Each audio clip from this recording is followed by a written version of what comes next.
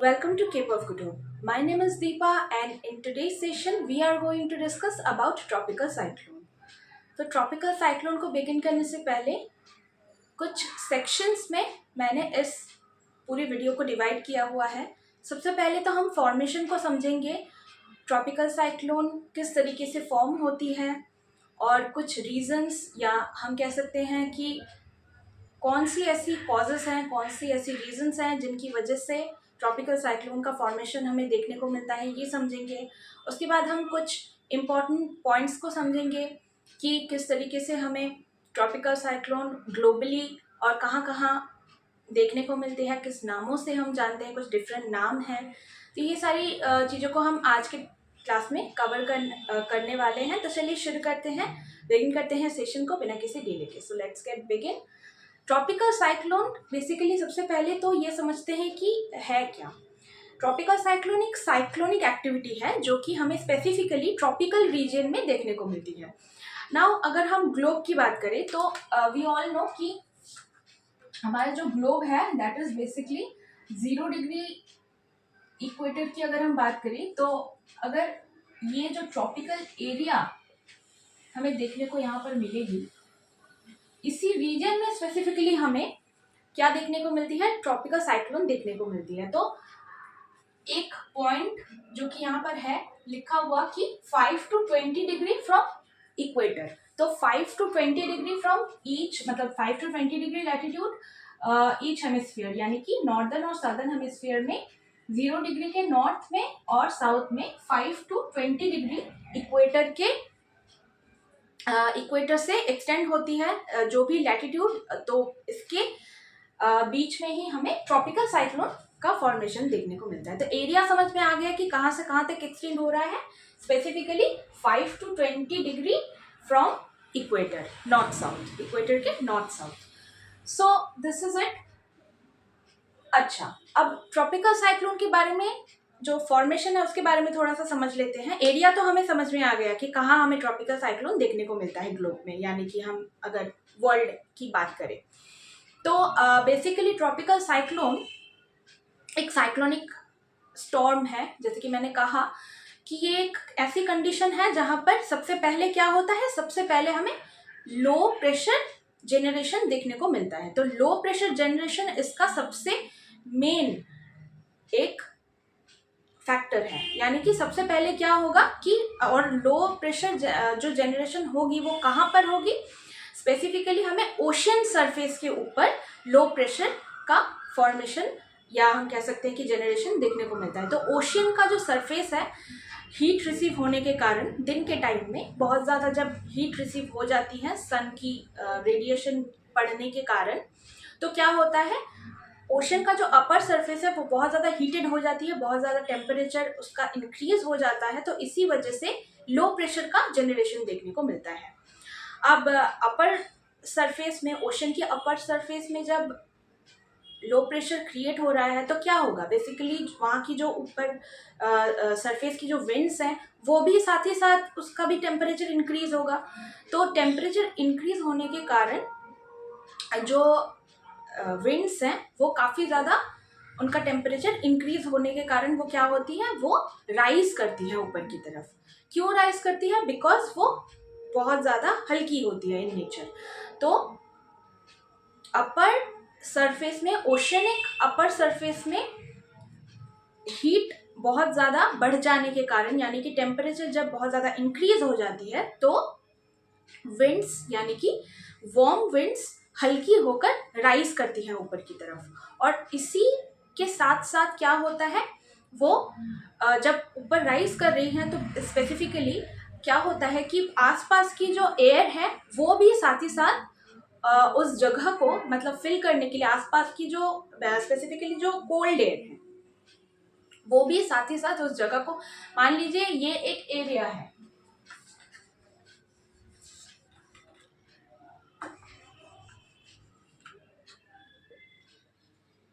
यहाँ पर कुछ वार्म एयर है, ये जब ऊपर की तरफ इस तरीके से राइज कर रही है तो ये एरिया क्या हो रहा है, ये वेकेंट हो जा रहा है, ये जो एरिया है ये वेकेंट हो जा रहा है। तो आसपास की कोल्ड विंड्स क्या करती है, इस वेकेंट एरिया को फिल करने के लिए यहाँ पर आ जाती हैं।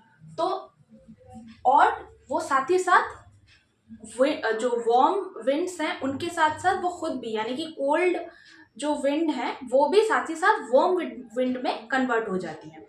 जो वेकेंट एरिया यहाँ पर हो रहा है, क्योंकि वार्म एयर तो ऊपर की तरफ राइज हो गई और यहाँ पर क्या बचा, यहाँ पर कुछ वेकेंट एरिया क्रिएट हो रहा है। तो आसपास की जो कोल्ड विंड है ये यहाँ की जगह को फिल कर रही है एंड साथ ही साथ वो अपने साथ क्या कर रही है, कोल्ड एयर को भी वार्म एयर में कन्वर्ट कर देती है। और ये जो इफेक्ट है ये काफ़ी ज़्यादा इंटेंसिफाई हो जाती है कुछ टाइम के बाद, और इंटेंसिफाई होने के कारण ये जो साइक्लिक एक प्रोसेस होता है यहाँ पर, स्पेसिफिकली ये यहाँ पर राइज हो रही है एंड ये यहाँ से हवाएं आ रही हैं और यहाँ पर क्या होता है, ये जो ओशनिक सरफेस है ये स्पेसिफिकली यहाँ पर इस तरीके से मूव करने लगती है और साइक्लिक वे में घूमने लगती है। यानी कि यहाँ पर हमें एक इफेक्ट देखने को मिलता है, यानी कि एक साइक्लिक इफेक्ट देखने को मिलता है स्पेसिफिकली।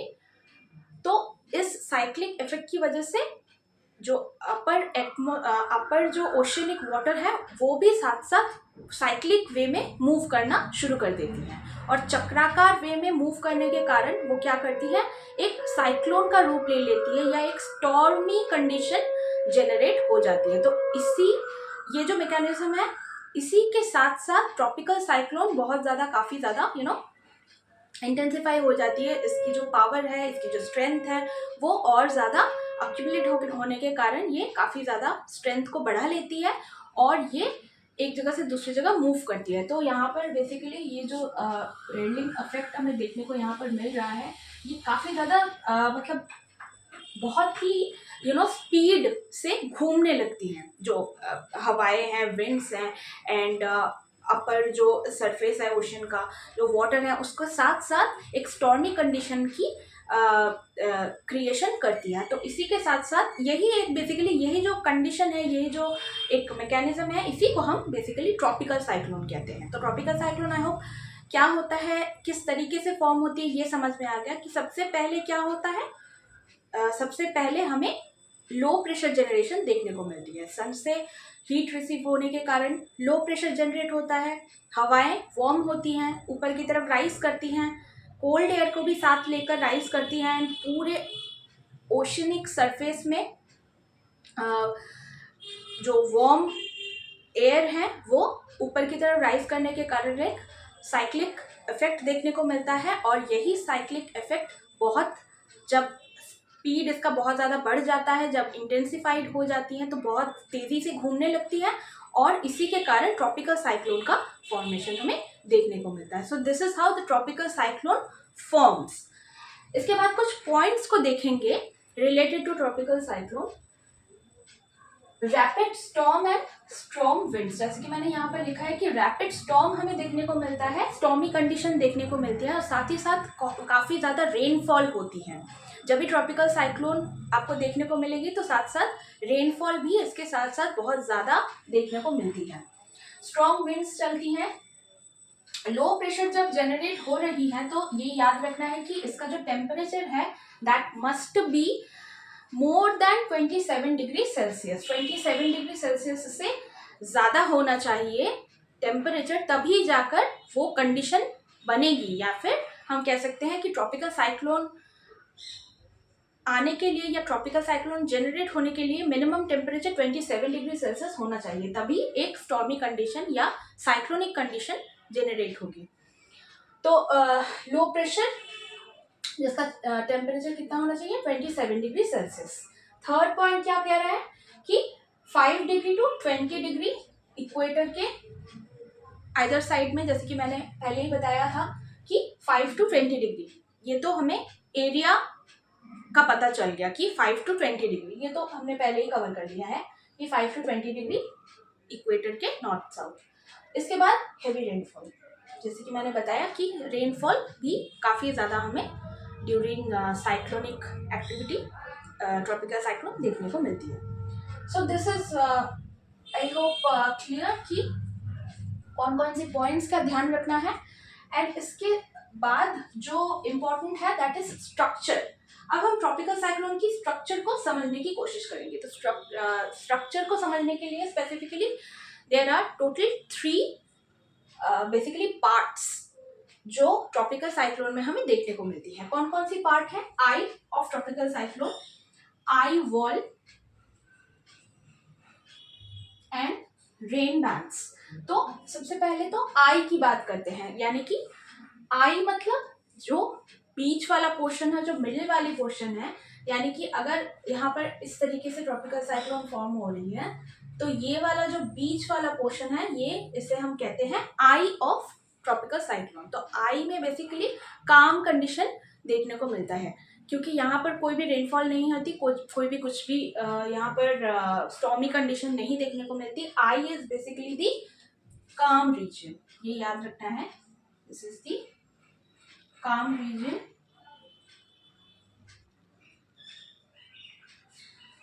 एंड आई वॉल में हमें स्टॉर्म्स देखने को मिलती हैं एंड रेन बैंड्स। तो ये 3 कैटेगरीज हैं, या हम कह सकते हैं 3 पार्ट्स हैं ट्रॉपिकल साइक्लोन की जो स्ट्रक्चर है उसमें। आई वॉल में आपको स्टॉर्मी सिचुएशन या स्टॉर्म्स देखने को मिलेंगी, एंड रेन बैंड्स में क्या होता है, बेसिकली जो बाहर वाला पोर्शन है, यानी कि अगर ये ट्रॉपिकल साइक्लोन है, मान लीजिए ये बीच में हमें आई देखने को मिल रही है, इसके बाहर हमें जो ट्रांजिशन एरिया है आई वॉल है, आई को जो सराउंड किया हुआ है, एंड लास्ट में हमें रेन बैंड्स देखने को मिलेगी। रेन बैंड्स में बेसिकली आपको रेनफॉल देखने को मिलेगी। तो रेन बैंड्स में स्पेसिफिकली वो घिरा हुआ होता है चारों तरफ से, एंड बहुत ज़्यादा उसमें रेनफॉल हो रही होती है उस वक्त।